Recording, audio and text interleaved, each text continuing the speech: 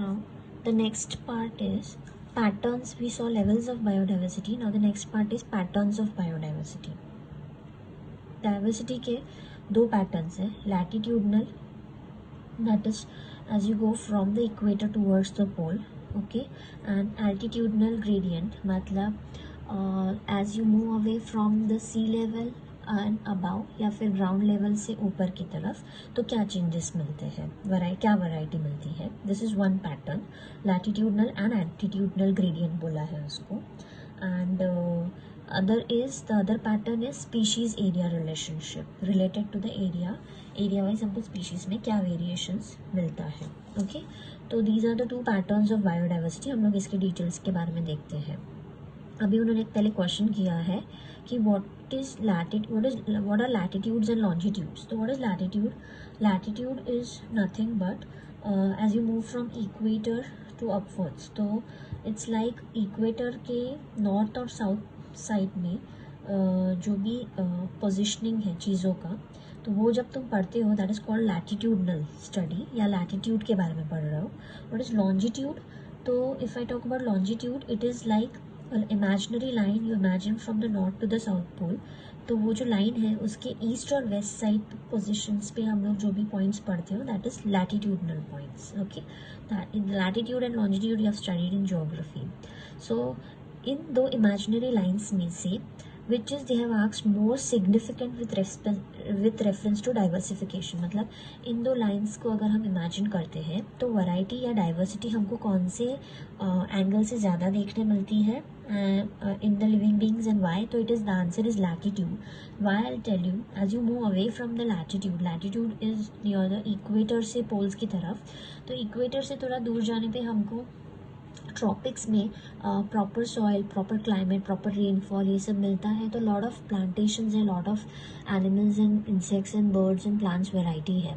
जैसे जैसे तुम ऊपर की तरफ और चलते जाओगे लैटिट्यूड वाइज, तो पोल्स की तरफ एक्सट्रीम कोल्ड टेम्परेचर्स है, तो less variety of plants and less variety of animals and life is there, but less variety compare to what you find in the tropics.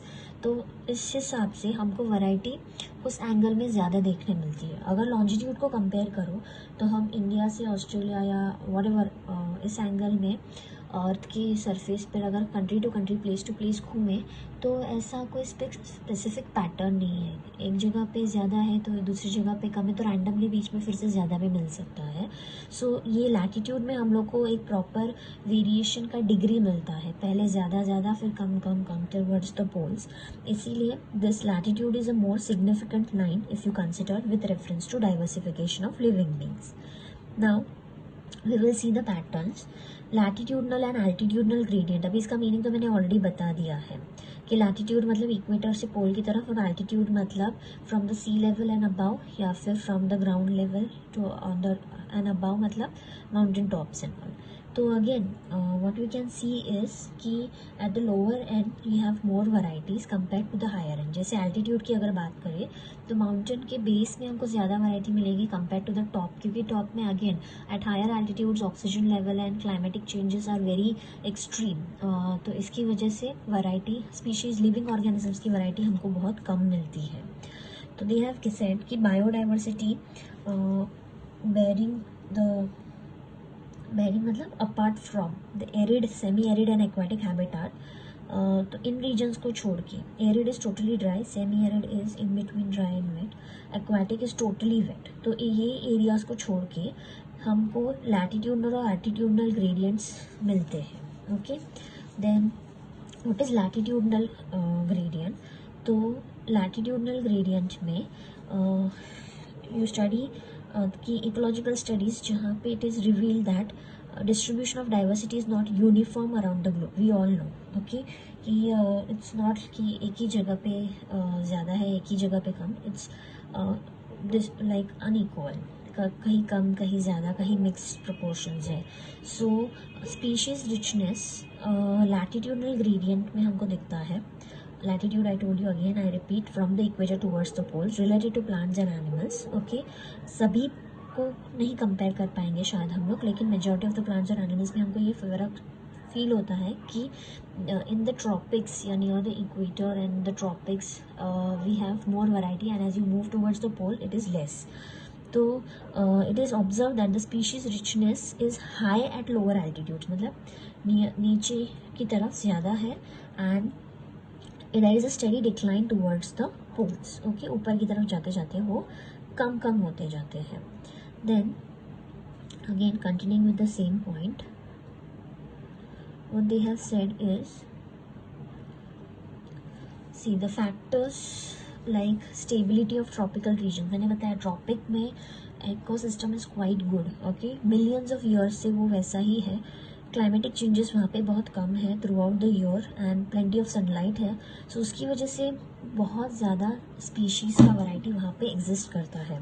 Tropical areas have experience less drastic disturbances. Okay, like periodic glaciation जो हमको poles में दिखता है, वो ऐसा कोई drastic changes disturbance हमको tropics में नहीं दिखता, इसलिए शायद वहाँ पे स्पीशीज़ ज़्यादा सर्वाइव कर गई है.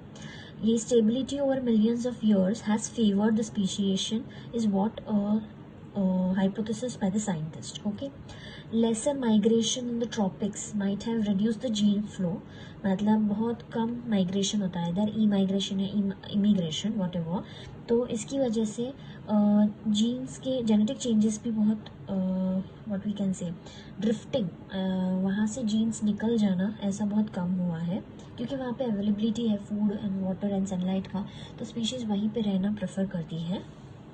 एंड तो जोग्राफिकली आइसोलेटेड जो रीजन्स है, तो वहाँ से यहाँ पे आए ऑर्गेनिजम्स आए या यहाँ से ऑर्गेनिजम्स दूर चले गए, ऐसा बहुत कम हुआ है. एंड वहीं पे रह के ऑर्गेनिजम्स स्टेबल हो चुके हैं एंड डिफरेंट वैरायटीज़ डेवलप कर चुके हैं, क्योंकि स्लाइट चेंजेस तो एनवायरनमेंट में होते रहते हैं बट ड्रास्टिक डिस्टर्बेंसेस नहीं है वहाँ पे. Then scientist also have considered कि वहाँ पे ज़्यादा सनलाइट है, वार्म टेम्परेचर है जहाँ पे, एंड जहाँ पे हाई एनुअल रेनफॉल होता है, जैसे कि हम ट्रॉपिक्स में देखते हैं ट्रॉपिकल रेन फॉरेस्ट में.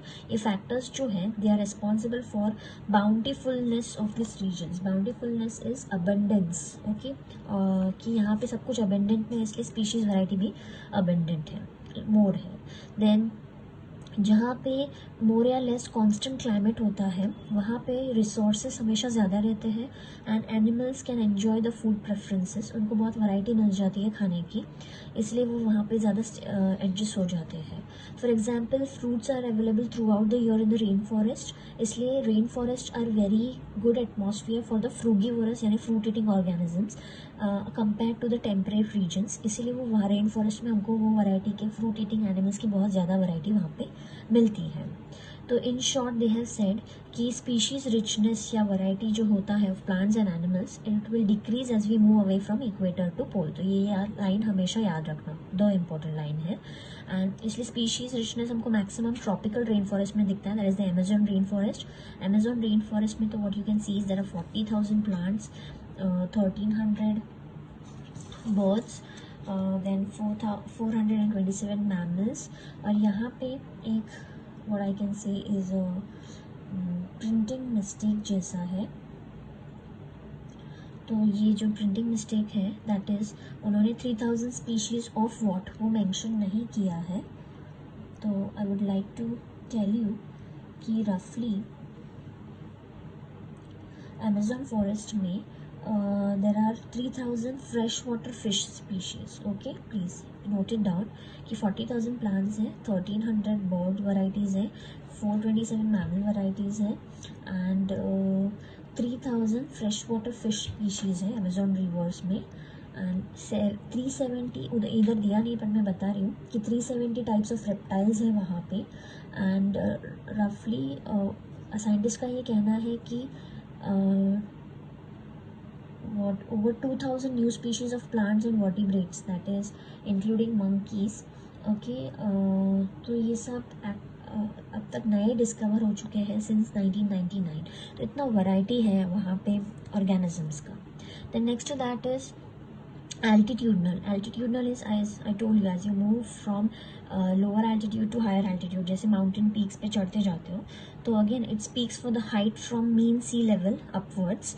ओके तो species diversity is more at lower altitudes at all, नीचे की तरफ, क्योंकि नीचे एटमॉस्फेयर ज़्यादा स्टेबल है. At higher altitudes oxygen concentration कम पड़ेगा, क्लाइमेटिक चेंजेस बहुत एक्सट्रीम है.